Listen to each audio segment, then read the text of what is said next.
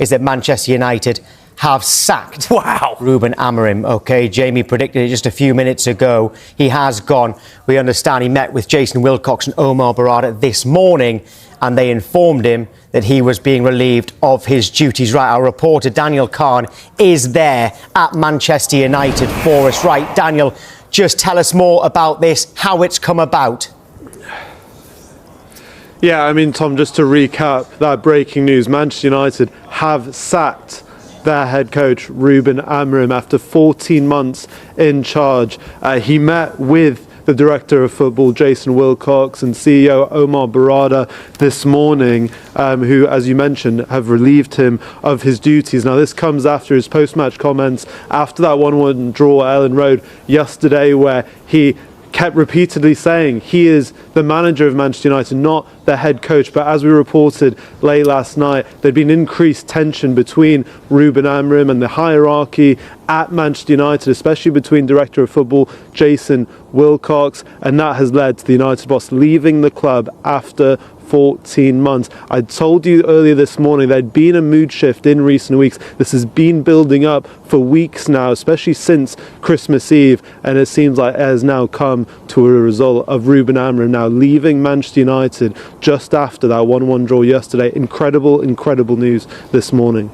Yeah, it definitely is, Daniel, and Jamie's going to get involved in this as well.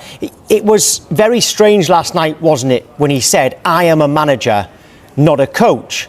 But we know that his title is head coach, and it confused everybody there. He seemed to be taking a dig at transfers. I mean, was he supposed to have a say in transfers? Because normally a head coach doesn't have that much of a say.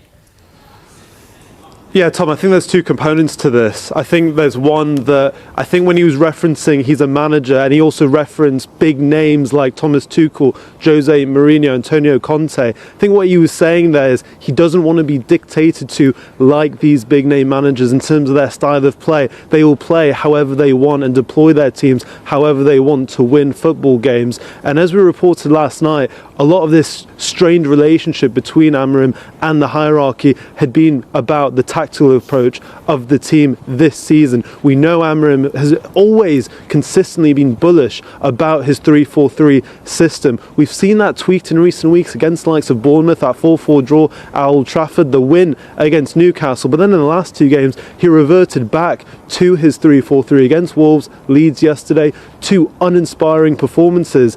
And I think there were real questions raised this season around his system. I remember when they played Fulham at Craven Cottage, Marco Silva, Calvin Bassey and Alex Iwobi all talking so openly about how easy it was to play against Amorim's team. I think with a hierarchy that raised serious questions. Grimsby away, although they played a slightly weakened team, continuing with three centre-backs away to Grimsby. Serious questions having gone out of the Carabao Cup at that stage. Brentford away was also a very questionable performance in that loss as well at the G-Tech Stadium. So I think this has been building for a while. Transfers has been a separate issue. From what I understand, that hasn't been the main reason for their tensions, although they had different strategies about it. Amorim wanted to spend this month, whereas the likes of Jason Wilcox and the likes of Christopher Vell, head of recruitment, looking at transfers, they didn't want to make the previous mistakes of the previous regimes at the club, really risking their future windows, really wanting to reinforce long-term